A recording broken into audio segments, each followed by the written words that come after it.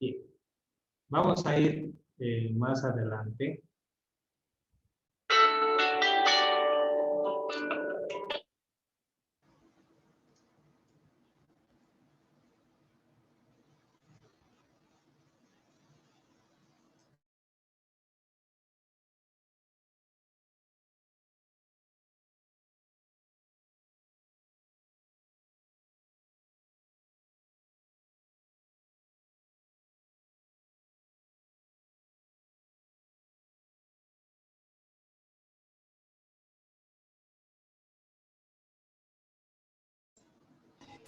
Bien, vamos a hablar de la resistencia de las aeronaves.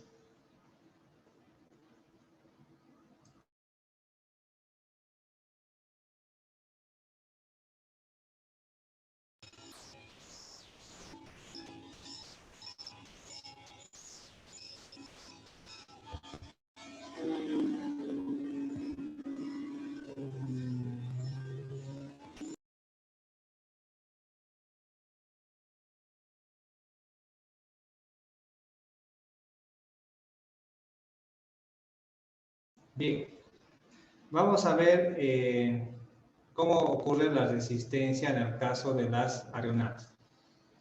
Ahí vemos un avión. Este es al momento del despegue y este es cuando está en vuelo crucero, es decir, que está empezando a viajar. Fíjense que la resistencia se da en la dirección longitudinal en la que se encuentra la nave. Si es que está ascendiendo, como cuando el despegue, entonces la resistencia es en esa dirección. Y si está en un vuelo crucero, ya viajando en una dirección, también la resistencia va de acuerdo al eje. Entonces, mucho de esto tiene que ver con la aerodinámica. A fin de que el vuelo pueda ser eficiente, tener mayor velocidad y ahorrar combustible, se necesita algunos factores aerodinámicos. Por ejemplo, fíjense, este estabilizador se encuentra arriba, el ala abajo y el motor se encuentra ubicado entre este estabilizador y este ala del avión. Fíjense, el peso está también distribuido equitativamente. Seguramente la carga se acomoda justo aquí en el ala para que el peso máximo esté en el centro de gravedad del avión y el peso de esta turbina o motor compensa el peso de la nariz del avión y los pasajeros. Entonces, todo está diseñado como para que pueda ser compartido y la fuerza, trayectoria o de propulsión pueda encontrar la menor resistencia posible. ¿Sí? Bien, hay dos tipos de resistencia en los aviones. La resistencia debido a la fricción del aire sobre la superficie del ala. ¿Sí? Entonces, sobre el ala se encuentra la resistencia del aire. Y la resistencia por la presión del propio aire oponiéndose al viento de un objeto en su centro. Es decir, que este está yendo en una dirección y el viento, esta nave corta el viento. Entonces, ese efecto de cortar el viento hace de que exista cierta resistencia.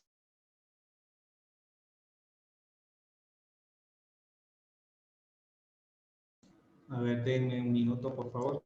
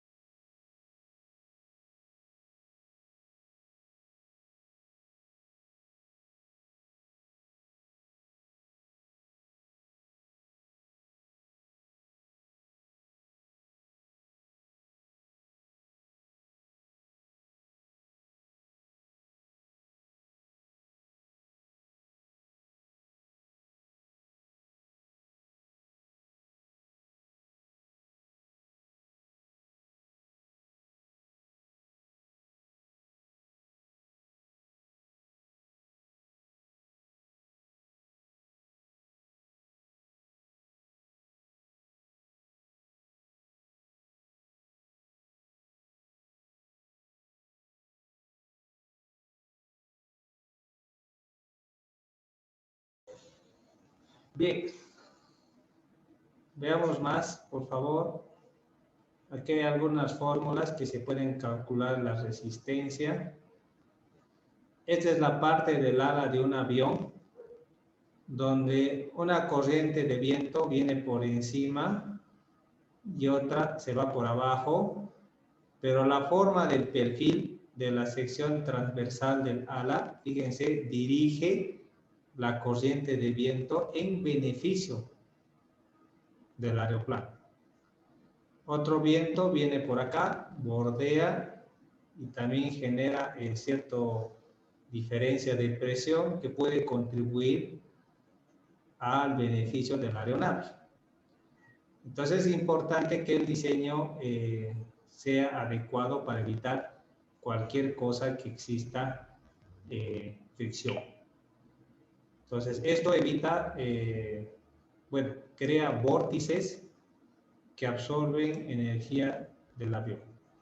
Entonces hay que evitar que se creen ese tipo de vórtices o remolinos que puedan impedir o crear cierta resistencia.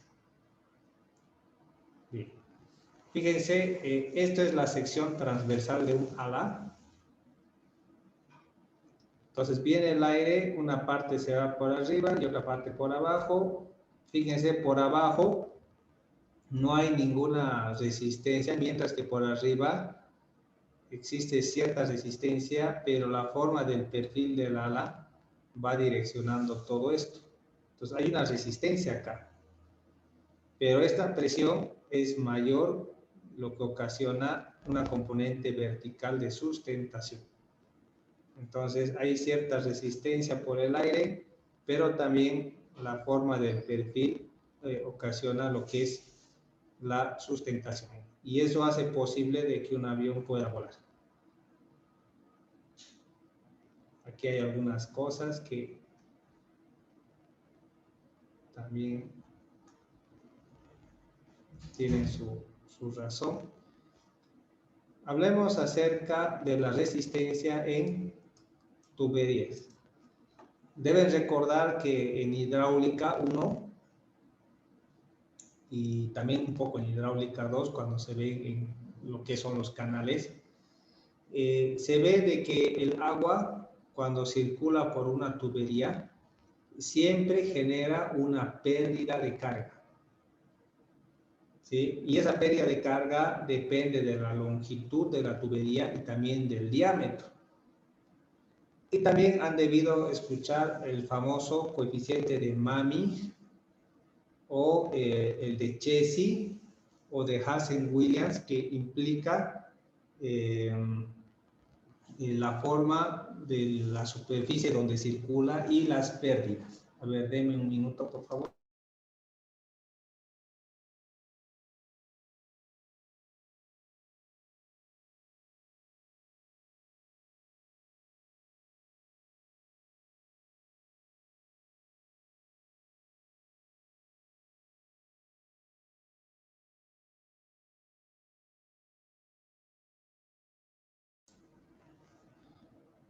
Esta ecuación de Fleming muestra la resistencia del flujo en una tubería. ¿Sí? Entonces, con esto se puede calcular cuánto puede ofrecer de resistencia un líquido en una tubería, en el caso del transporte. Hay varias fórmulas, ¿no? Pero tenemos que ver de que algunas de estas fórmulas están ideadas para el agua. Pero ¿qué tal si estamos transportando hidrocarburos? Entonces la viscosidad ahí va a influir, ¿sí? Porque son de diferente viscosidad, por ejemplo, el aceite, el petróleo y demás, ¿no? O el diésel. Bien, resistencia en las bandas transportadoras. A ver, esta parte, puedes verlo. Ariel, por favor, Montaño.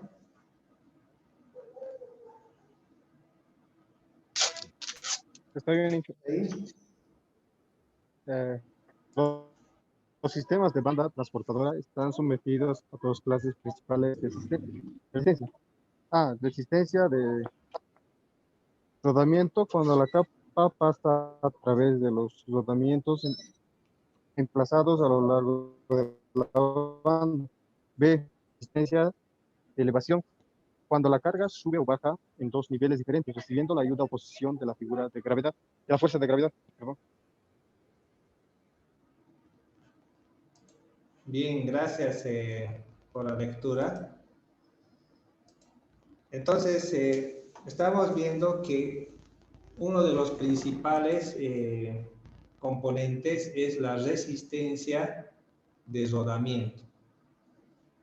¿Sí? Cuando esta carga pasa a través de los rodamientos emplazados a lo largo de la banda. Entonces, estos rodamientos generan cierta resistencia, ¿sí?, al movimiento. También la resistencia de elevación, porque cuando esta banda tiene que elevar algunas cosas, el mismo peso tiene una componente tangencial que ocasiona cierta resistencia, ¿sí? Entonces, eso hace de que sea, o que la máquina ocasione mayor esfuerzo y ocurra mayor resistencia al transporte.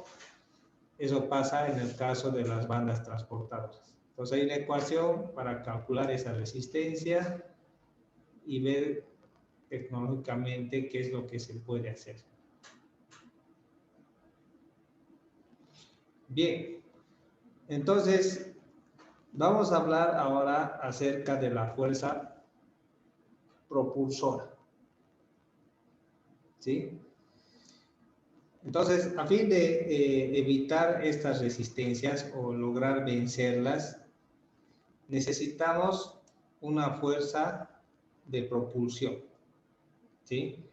El principal objetivo de la fuerza propulsora es vencer las resistencias, ¿sí? Sea de tracción, de rodamiento, arrastre, fricción superficial de las olas o de cualquier otro tipo. La fuerza propulsora es la que vence todas estas resistencias que se oponen al movimiento. Bien, vamos a ver esto un poco más. Vamos a ver esto que es importante. Esta partecita, léelo a ver, Judith Sarabia, por favor. Está bien, hija. La fuerza propulsora que se utiliza se tiene que aplicar en cierta proporción, de modo que todas las resistencias se vuelven caballos de fuerza.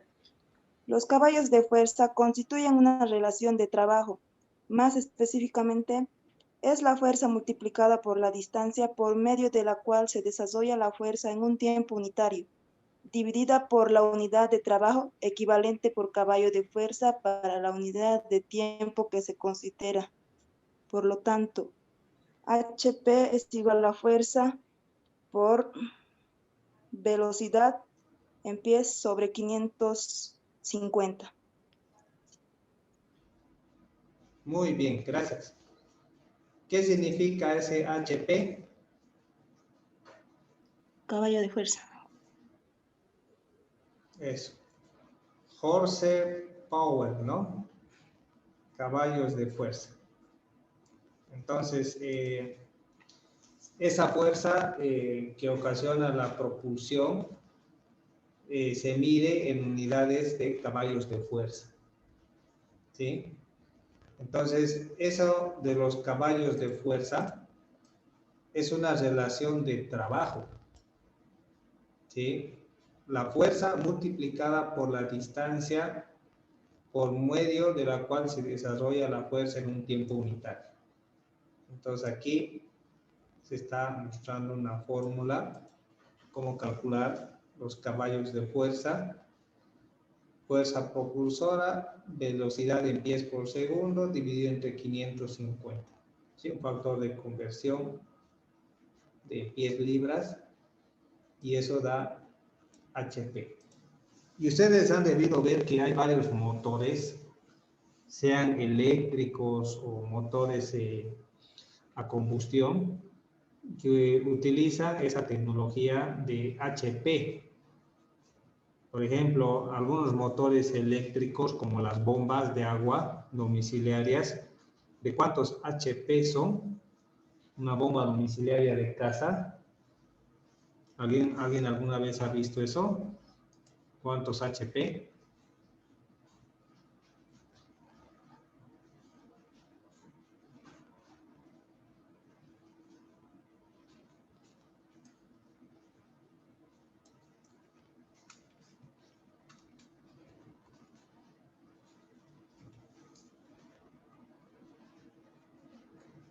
A ver, ¿quién sabe?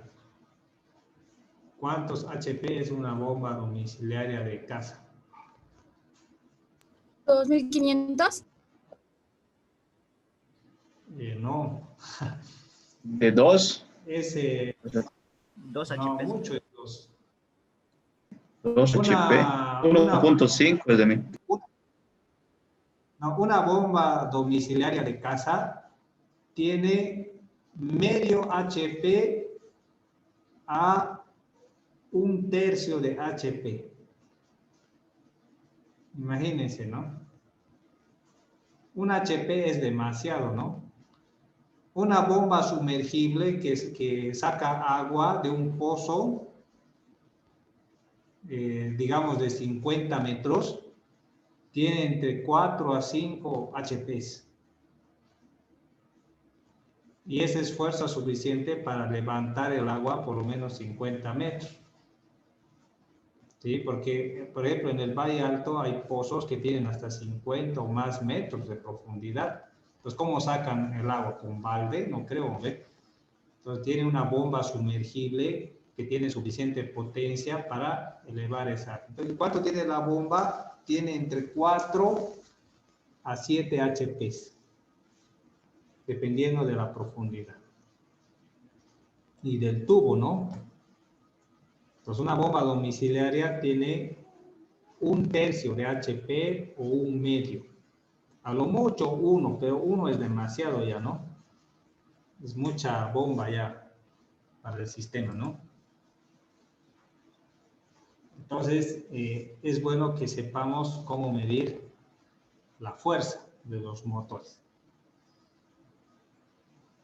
Unidades motrices principales, o sea, ¿qué cosas se han creado para lograr impulsar a los medios de transporte?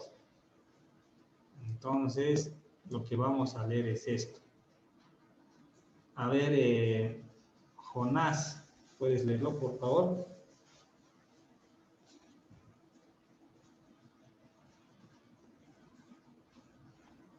Está bien. La unidad motriz principal es un dispositivo que transforma la energía potencial del combustible en energía mecánica, capaz de efectuar trabajo. Ciertos tipos de unidad motriz han quedado asociados con una u otra modalidad de transporte, de manera que forman parte de sus características tecnoeconómicas. Pero es posible hacer combinaciones de potencia no convencionales. Entre las unidades motrices principales podemos mencionar la máquina de vapor, motores de combustión interna, propulsión eléctrica y motores de chorro.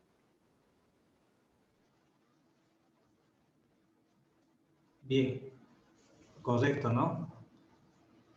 Entonces, fíjense que a medida que ha avanzado el tiempo, por ejemplo, al principio, la máquina de vapor o los motores a vapor eran la principal fuente de tracción, de energía para causar el movimiento de una máquina.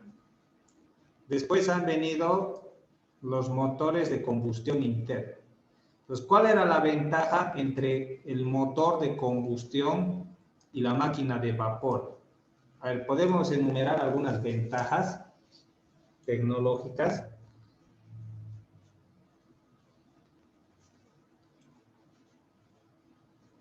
Menos contaminación puede ser una. Sí. El ¿Más motor velocidad? a combustión, sí, tiene más velocidad y más fuerza, mientras que la máquina de vapor era limitada y además se tenía que quemar mucho carbón y madera, ¿no? A fin de hacer hervir la caldera que comprime el vapor y ocasiona el movimiento, ¿sí? Entonces, requerían un depósito adicional con carbón o madera para poder ocasionar la combustión. O sea, era una hoguera constante, ¿no? Que tenía que ser alimentada manualmente. Ahora, los motores a diésel simplemente se carga combustible y ya funcionan de forma autónoma, ¿sí? Y tienen más fuerza. Ahora, después de esto está la propulsión eléctrica. O sea, es un paso más en la tecnología. A diferencia del motor de combustión, ¿qué ventajas tiene el motor eléctrico?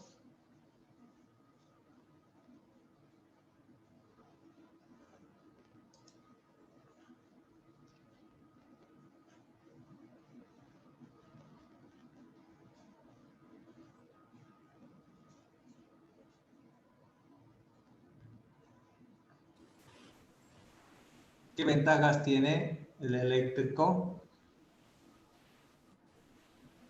No contamina, puede ser. No contamina. El mantenimiento es menor. Porque imagínense cuántas piezas tiene un motor a combustión, ¿no? Un auto nomás, ¿no? Si desarman el motor, tiene una gran cantidad de piezas que hacen que sea complicado su mantenimiento. Pero un motor eléctrico tiene una cantidad reducida de piezas que puede hacer que el mantenimiento sea menor y pueda ser más eficiente.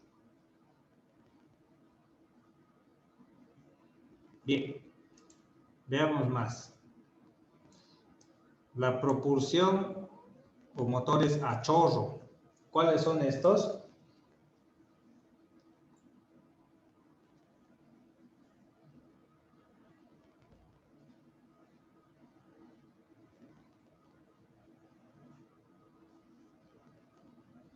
A ver, un ejemplo de motores a chorro.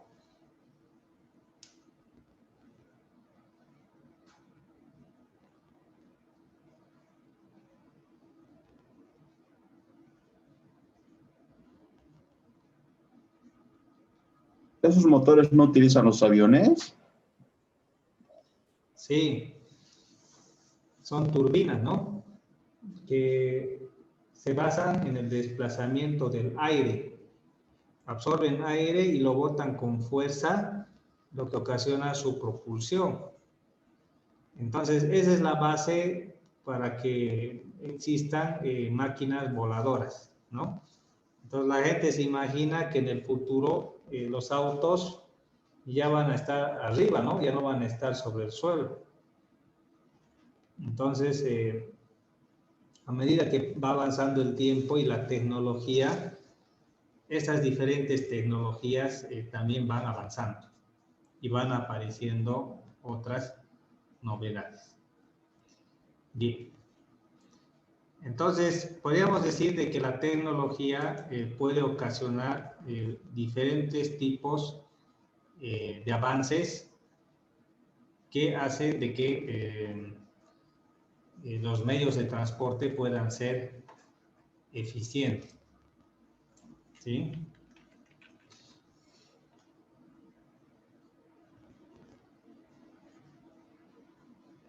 Bien. Entonces, hay mucho que se puede analizar, que puede ayudar a que las personas puedan encontrar formas de transportar de forma más eficiente. Entonces, la tecnología va avanzando y va creando nuevas formas, ¿no? bien jóvenes.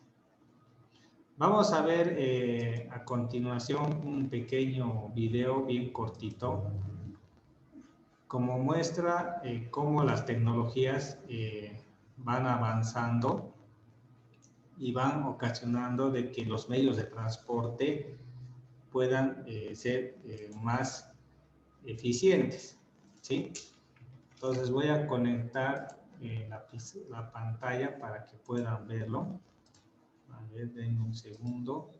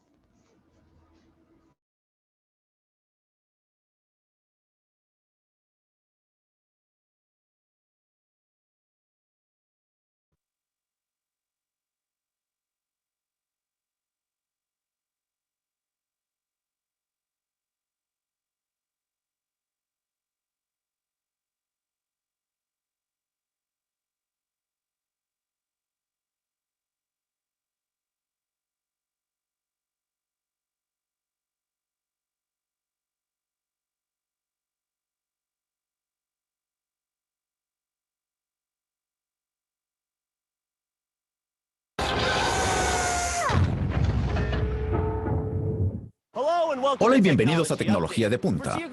Para los países muy extensos como Rusia, las ventajas y la eficiencia del transporte sobre rieles son muy grandes. Cuando el hombre conoció el poder de una locomotora, esta se convirtió en uno de los principales medios para el transporte de pasajeros y mercancías.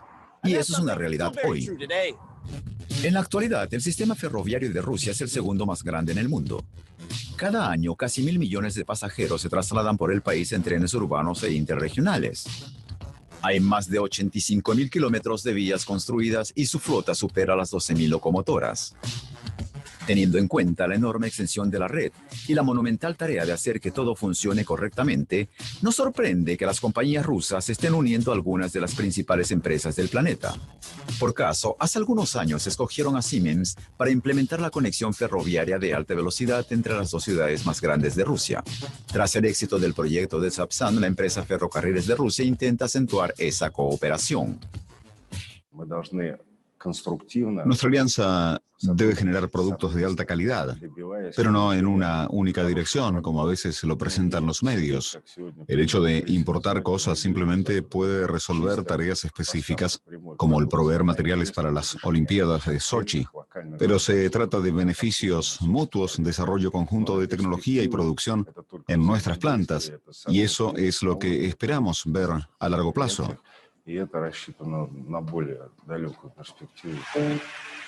Y hace poco fue presentada en Viena, Austria, una muestra de esta cooperación. A medio camino entre Moscú y algunos destinos de ferrocarriles de Rusia en Europa Occidental, Viena es el lugar ideal para un encuentro internacional de negocios. El objetivo del proyecto es facilitar el viaje entre los países que usan diferentes anchos de vía ferroviaria. Los oficiales llegaron para presenciar la inauguración de un nuevo vagón de tren que facilita el cambio entre los diferentes tipos de vías. El coche Kama es un proyecto conjunto entre Siemens, Ferrocarriles de Rusia y la planta de vagones de Tver. Actualmente, Siemens es proveedor intermedio para la planta de vagones de Tver. Es una combinación de enfoques de ingeniería, innovación y diseños compartidos. Por eso, se puede decir que en este caso, se trata realmente de un proyecto ruso-alemán-austriaco. El ensamblaje de los nuevos coches Kama se realiza en la planta de Siemens en Austria. Ahora se está terminando un pedido de 10 vagones. El hecho de que los últimos tornillos los ajustan en el extranjero no significa que los rusos estén fuera del proceso. Alrededor del 35% de los componentes es producido en Rusia. Estamos muy contentos de la cooperación con la planta de vagones de Tver. Tradicionalmente provee de vagones a los ferrocarriles de Rusia, por lo que apoyamos la decisión de escogerla como proveedora y entendimos los requerimientos para localizar el proceso de producción. Tomando esto en cuenta, acordamos dividir el trabajo. La planta de vagones de Tver no es solo una etapa en este gran esquema. En su género, es uno de los productores de trenes más grandes y con más historia en Europa. Los orígenes de la planta se remontan a 1898. Su territorio abarca 92 hectáreas, o sea, más de 2 veces el tamaño del Vaticano. Después de una modernización a gran escala realizada entre 2005 y 2008, la planta produce aproximadamente 1.200 vagones al año. Tradicionalmente solo producía coches cama de tercera clase, pero ahora fabrica vagones para metro y de carga, así como el esqueleto del vagón. A diferencia de Rusia, la mayoría de Europa usa los carriles de acuerdo a las normas de las reglas internacionales de vagones, que son más angostos. Pero para este proyecto conjunto, ambos estándares deben combinarse. El esqueleto de este vagón, según el estándar de las reglas internacionales de vagones, es un modelo que responde a los nuevos requerimientos. Está hecho para el ancho de una vía ferroviaria de 1,52 metros, de acuerdo a las normas de ingeniería y diseño que no se aplicaban en Rusia hasta ahora. El esqueleto que se usa en estos vagones no tiene un eje variable. Con este nuevo vagón, al menos los pasajeros no tendrán que cambiar de trenes en la frontera. Para el 2014, Tver y Siemens producirán 200 nuevos vagones. Pero este no es el único proyecto internacional de Rusia. El grupo Sinara tiene una empresa conjunta con Siemens AG. El capital inicial está dividido en partes iguales. Esta planta se llama Locomotoras de Ural. Está situada en la ciudad de Verkhnya Pishma, en la provincia de Sverdlovsk. Según el acuerdo firmado el año pasado en Sochi, planeamos producir 1.200 trenes para el 2020. Considerando la gran afluencia de visitantes a la ciudad de Sochi para 2014, se eligió una compañía alemana para que junto a ingenieros rusos adapte su tren eléctrico de Ziro para usarlo en la ciudad. El mismo proyecto básico ya ha sido instrumentado en varios países del mundo. Aquí, el resultado se ha bautizado en ruso como Lastochka, que en español significa golondrina. Pero antes de que estos trenes puedan empezar a llevar a los amantes del deporte de todo el mundo de un estadio a otro, tendrán que pasar rigurosas pruebas de seguridad. Estas se realizan aquí, en el centro principal de pruebas, ubicado en las afueras de Moscú. En el campo de pruebas en Shcherbinka, el tren golondrina con 5 vagones sigue dando vueltas para asegurarse de que todos sus componentes funcionen a la perfección. Los especialistas internacionales de Siemens también viajaron para ayudar a sus colegas rusos. Ahora, tras las inspecciones alemanas, tendrán que pasar las pruebas rusas. Si consideramos que en Rusia se clasifican los trenes en trenes de pasajeros, de carga, de alta velocidad y de velocidad normal, en muchos casos, los requerimientos aquí son mucho más estrictos. En los próximos años, el 80% de la producción de estas locomotoras eléctricas se trasladará a Rusia. Para eso, han encontrado un centro tradicional de producción que nos lleva a la ciudad de Yekaterinburgo. Ubicado en la provincia de Sverdlovsk, detrás de los montes Urales, el sector de construcción de máquinas ocupa un gran espacio. Durante los últimos 30 años, Locomotoras de Ural del grupo Sinara ha sido clave. En los últimos años ha aumentado su producción alcanzando un 50% más en 2011. Hoy, su principal objetivo es el diseño de un par de poderosas locomotoras eléctricas para carga. El modelo más reciente, Granit, es un verdadero titán. Con más de 11.000 caballos de fuerza, es un 50% más potente que modelos similares. El año pasado, Granit remolcó 9.000 toneladas a través de los Urales. Pero tan pronto como se construyan las nuevas instalaciones, la planta estará lista para ensamblar modernos trenes eléctricos para pasajeros. Los trenes que Siemens está proveyendo para las Olimpiadas en Sochi se corresponden con los requerimientos especiales y las necesidades de los Juegos. En realidad, nuestra tarea es mucho más grande. Estamos produciendo diferentes tipos de trenes eléctricos, por ejemplo, para la ciudad, etc. Ahora nuestros ingenieros están trabajando en eso. Empezando con el tren 39, el ensamblaje y las pruebas finales se realizan aquí en la planta. Poco a poco el proceso de producción de esos trenes se localizará aquí cada vez más, pasando del 20 actual al 80%. Pero todos estos nuevos trenes son útiles solo si son seguros. Por ello, los líderes del proyecto conjunto decidieron instalar el último sistema de seguridad en todas las golondrinas que salen de la línea de producción. Desde hace algún tiempo, dispositivos similares son instalados en todos los trenes, pero hasta ahora básicamente existen como componentes individuales que no pueden coordinar sus funciones. 3 compañías rusas se unieron para integrar completamente sus productos con el fin de ofrecer el sistema más moderno y efectivo. Block es un sistema de recolección, integración y análisis de datos constante. La unidad a bordo recoge todo tipo de información: ubicación, velocidad, estado del conductor, tráfico en los carriles y órdenes del despachador. Existen 3 componentes principales: KLV, que monitorea la velocidad y la ubicación; SAUT, que puede frenar si el sistema reconoce un peligro potencial; y TSKBM, que es una pulsera que controla el estado del operador. Esta pulsera es un radiotransmisor con un sensor que codifica señales. El sensor mide la resistencia de la piel. Después, se digitaliza y se codifica en una señal, la cual se transmite a través de un canal de radio al equipo TSKBM a bordo de la locomotora. Por confiar en señas psicológicas en vez de la percepción visual, el sistema de la pulsera detecta a tiempo el potencial peligro del estado del conductor. Cuando el sistema entiende que el conductor muestra signos de estar cansado o tener sueño, inicia pequeñas pruebas y ejercicios para mantenerlo despierto.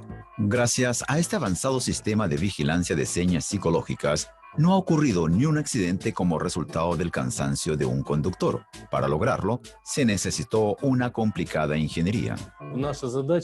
Nuestra tarea es eliminar los llamados artefactos de movimiento que pueden interferir durante la medición de resistencia, así como la temperatura y otros factores que pueden alterar la resistencia mucho más que nuestra señal.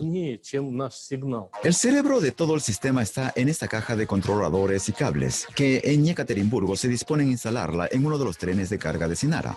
El equipo elaborado por el Instituto de Informatización, Automatización y Comunicación y ensamblado bajo la supervisión de SAUT responde por la coordinación de todos los datos. En nuestro centro de pruebas examinamos a todos los proveedores intermedios para asegurar el control de calidad de los componentes. Por ser los proveedores finales, nos responsabilizamos y damos garantía a todo el equipo sistema. Esto quiere decir que SAUT tiene un papel doble. Aparte del control automático y el sistema de frenos que se inicia si el operador se pasa una señal amarilla o roja en el camino, SAUT también realiza numerosas pruebas de cada una de las piezas del equipo. Teniendo en cuenta que a veces el clima en Rusia es extremo, muchas de las partes también tienen que pasar pruebas de temperatura muy exigentes. El equipo tiene que resistir una diferencia de 120 grados, de 60 bajo cero a 60 sobre cero. Hasta los sensores digitales que miden la velocidad del tren pasan por serias pruebas. Y si pensamos en la cantidad de vidas en juego, no es de extrañar que cada tuerca y tornillo pasen por este detallado control.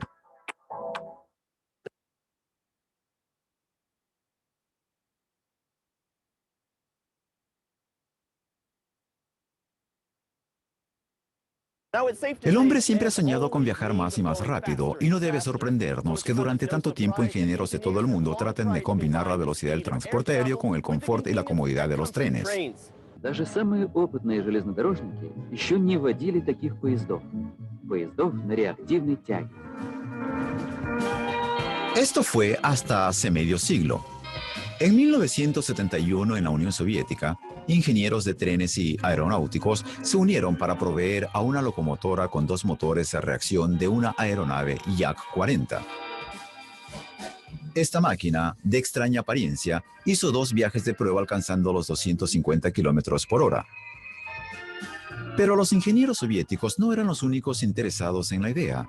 Algunos años antes, en 1966, un equipo de ingenieros estadounidenses elaboró un tren con motor a reacción similar.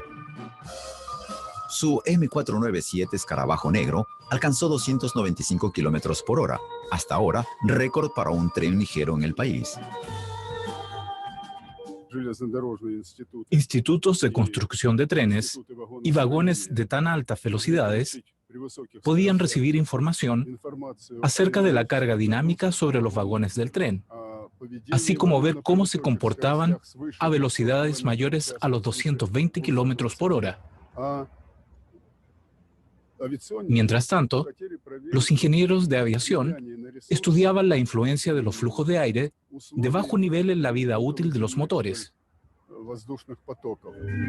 El proyecto fue descartado en 1972, pero los conocimientos obtenidos durante las pruebas ayudaron a lograr mejoras que hicieron posible la creación de trenes de alta velocidad, aunque más moderada. También permitieron a los ingenieros imaginar algunas cosas nuevas. Durante la fabricación de este tren de prueba, los ingenieros aeronáuticos tuvieron la fantástica idea de crear un nuevo tipo de transporte de alta velocidad. Un monorriel propulsado con motores a reacción que podría alcanzar los 500 kilómetros por hora. Mientras los equipos soviéticos desistieron de esta idea, un grupo francés la continuó. Ya en 1965, los ingenieros franceses probaron un nuevo diseño que era mitad monorriel, mitad aerodeslizador. Básicamente el objetivo era doble: propulsar el vehículo usando un motor a reacción y levantarlo un poco por sobre la superficie terrestre para que solo quedara la resistencia del aire.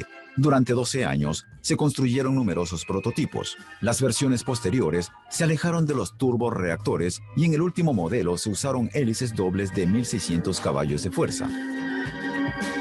Al final, aquel proyecto también fue abandonado al destruirse la vía en 1977. Sin embargo, la tarea de crear un ferrocarril de alta velocidad todavía está pendiente y debe implementarse de alguna forma.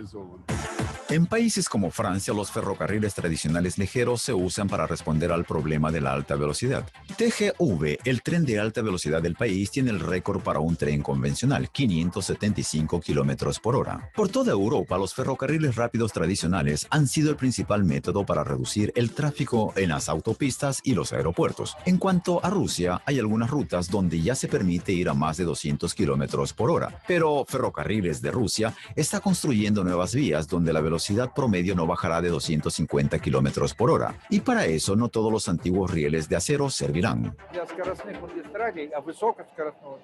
Para los ferrocarriles de alta velocidad se necesitan rieles de una rigidez especial, sin voltaje residual, lo que se logra a través de una microaleación de acero con diversos elementos como el cromo. 2/3 del territorio ruso están ubicados en una zona climática muy fría.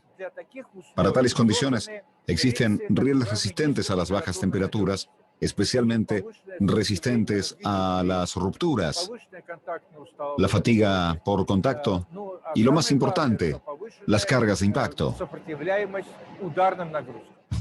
Mientras más baja es la temperatura a la que se exponen los rieles, más probable es su falla. Eso quiere decir que los ferrocarriles rusos requieren vías distintas a las de Europa. Por esa razón, los inspectores con gran experiencia en Shcherbinka tienen que revisar y ver cómo se comportan diferentes rieles bajo variadas condiciones climáticas. Para asegurarse que el país recibe rieles de la más alta calidad y adecuados para el clima, el Centro de Pruebas de Shcherbinka prueba constantemente nuevos diseños. Después de someter las muestras de los rieles a bajísimas temperaturas de 120 grados bajo cero, les hacen una prueba especial para comprobar su durabilidad en circunstancias extremas. Una carga de entre 1 y 2 toneladas se eleva a una altura de 10 metros. Se la mantiene ahí suspendida hasta que el operador la deja caer, causando un fuerte impacto sobre la muestra que espera debajo. Algunos de esos avanzados rieles resistentes a las altas velocidades y las bajas temperaturas pronto serán producidos en Rusia. Ahora, Evraz está reacondicionando una planta en Novokuznetsk e instalando todos los equipos necesarios. Estamos instalando un nuevo laminador, un equipo de tratamiento térmico para templado diferenciado y otro para producir rieles de 100 metros de largo. Se podría decir que hemos construido una planta completamente nueva. Será la fábrica de rieles más avanzada del mundo. La técnica del templado diferenciado garantiza que los rieles sean tratados a 25 metros de distancia del calor directo para que la parte superior del riel sea más resistente y permita unir las piezas en secciones más largas, lo que resultará en rieles perfectos para viajes más rápidos. Por ahora son solo proyectos, pero afortunadamente para los trabajadores en Tver hay muchos otros planes pendientes. Ahora la planta tiene una gran diversidad de vagones, pero para mí uno de sus modelos más interesantes es el coche cama de 2 pisos. En realidad, la planta produjo su primer vagón de 2 niveles más de un siglo atrás, pero teniendo en cuenta la alta demanda actual, la planta ha elaborado recientemente una nueva versión de aquel modelo viejo.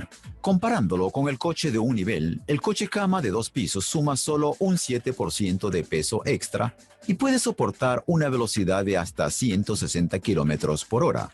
Existen diversas modificaciones, pero la versión para pasajeros cuenta con espacio para 64 personas, mientras que la original solo podía albergar 36. Este compartimiento es prácticamente estándar, como en un vagón de 1 piso. Debido a las dimensiones del vagón, el compartimiento del primer piso es un poco más grande que el del segundo. Vamos arriba para ver la distribución de los compartimientos ahí. Este es el segundo piso. Aquí, el diseño ergonómico es distinto al de abajo, pero se cumplen todas las normas de seguridad. Este es el puesto de radiocontrol. Aquí también está el asiento del conductor. Él está a cargo del resto de los asistentes. También aquí cuentan con comunicación y navegación satelitales. Aquí hay un compartimiento para pasajeros discapacitados, equipado con una cama especialmente diseñada, así como un asiento para la persona que les acompaña. Y aquí tienen el baño especialmente diseñado para discapacitados. Este es el ascensor que los transporta del andén al vagón con la ayuda de la persona que les acompaña o de un asistente. Si bien los trenes normales de 2 plantas son bastante comunes, este hace que la gente de Tver se sienta orgullosa. En Europa las distancias son más cortas y los viajes no duran más de 2 o 3 horas. Por eso los vagones son equipados con asientos. Pero en Rusia los viajes toman más tiempo y por ello los requerimientos son otros. Existe una alta consideración por la experiencia de los ingenieros rusos de trenes de pasajeros, especialmente en el caso de estos vagones para larga distancia. Como otros proyectos destacados del programa, estos trenes de 2 pisos probablemente ayudarán a los visitantes de los próximos Juegos Olímpicos a trasladarse. Y parece que este verano Londres no es el único lugar con la fiebre por las medallas de oro. La creciente competencia en la industria llevó a que otras compañías rusas hagan lo imposible para crear locomotoras modernas. Ferrocarriles de Rusia demuestra una gran variedad de nuevos modelos en la exposición anual de innovaciones en Moscú, muchas de las cuales se mostraron en la estación de trenes Riga. En la exposición de este año, lo verde parecía ser el tema principal, especialmente para Sinara, que es en parte responsable por la golondrina eléctrica de la que hablamos al principio del programa. Estaban aquellos que funcionaban con gas natural licuado, así como los motores dobles de ahorro de energía. Pero lo que nos llamó la atención fue un híbrido diésel eléctrico. Al igual que en coches populares como el Prius de Toyota, ahorra energía gracias al freno regenerativo y al motor de tracción eléctrica. Basándose en esas soluciones de ingeniería, los creadores del tren aseguran que se puede reducir significativamente el consumo de combustible. El híbrido está muy lejos de los motores a vapor del siglo XIX como este. Pero casi un siglo después, los ingenieros rusos pasaron a los poderosos motores propulsados con diésel. Gracias a las nuevas tecnologías, los últimos trenes verdes necesitan solo algunas modificaciones. Esas pequeñas modificaciones se realizan aquí, en la planta de Sinara en la ciudad de Lyudinovo. Ubicada al suroeste de Moscú, no muy lejos de la frontera con Bielorrusia, la planta era uno de los gigantes en la construcción de trenes en tiempos soviéticos. Después del desmoronamiento de la Unión Soviética, la fábrica vivió tiempos difíciles entre 1990 y 2000. La antigua plantilla de más de 10.000 personas se redujo aproximadamente a 2 o 3.000 personas. Pero en los últimos años, desde que Sinara se convirtiera en nuevo accionista, la fortuna de la planta ha cambiado. La compañía se basa en los siglos de experiencia de la planta para producir los modelos más modernos. Aquí, en Lyudinovo, principalmente se producen locomotoras no para pasajeros o carga, sino para remolcar vagones y máquinas dentro de una estación o instalación industrial. Por eso no es de extrañar que el operador ferroviario nacional sea tan solo uno entre sus tantos clientes. Nuestros socios son Ferrocarriles de Rusia, que constituyen un 30% de nuestra producción. Las filiales de Gazprom, que compran un 20% de las locomotoras a diésel, y el resto de nuestra producción va a los productores de metal, extractores de carbón y empresas industriales más pequeñas. Con la ayuda de los subsidios del Fondo de Promoción de Alta Tecnología de Rusia, Skolkovo, Sinara ha construido un nuevo centro de desarrollo innovador aquí en Ludinovo. Los ingenieros del centro han podido trabajar en los problemas mecánicos y técnicos de los últimos trenes antes de que estos se produzcan. Todavía faltan detalles para iniciar la producción, pero los ingenieros ya tienen el primer modelo listo y operando. Aquí, en Ludinovo, realizan las pruebas para ajustar los complicados algoritmos y maximizar la eficiencia de esta máquina verde, bonita y genial. Para el híbrido, los ingenieros de Sinara se basan en el diseño de su tren TEM-9, dándole un poco más de vida. Tiene todas las características habituales: un motor a diésel de 1200 caballos de fuerza, sistema de enfriamiento y compresor, pero se le han añadido algunas novedades. Se le ha agregado una sección de baterías de iones de litio que puede guardar y regenerar la energía, y se le instaló una serie de controladores para coordinar la acción del diésel, las baterías y el motor asincrónico. La ventaja de este motor es que regula la fuerza de rotación aplicada al eje de manera más suave y apropiada. Y prácticamente no requiere labor adicional para operarlo. Es fiable y obviamente debe ser más barato.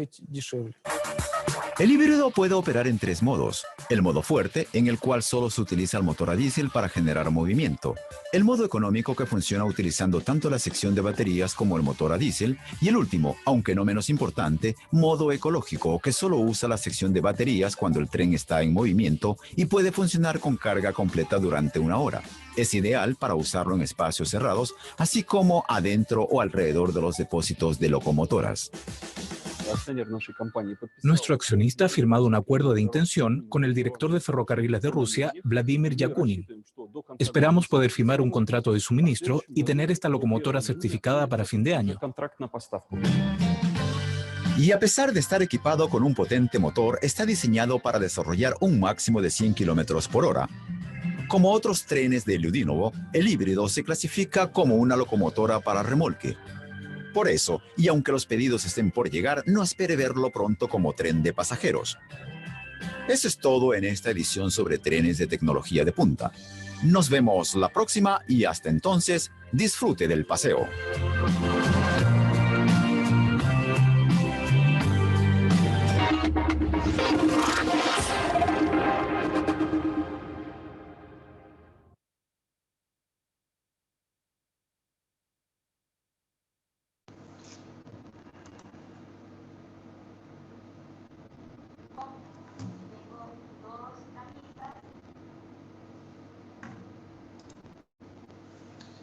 Bien, jóvenes, este es un pequeño video donde muestra cómo los avances tecnológicos van modernizando los sistemas de transporte. En el caso de los ferrocarriles, lo mismo podríamos decir en el caso de movilidades, autos, aviones y barcos, lo que sea que sirva para movilizar. Bien, ahora vamos a sacar la evidencia. Por favor, todos los que puedan prender sus cámaras, por favor.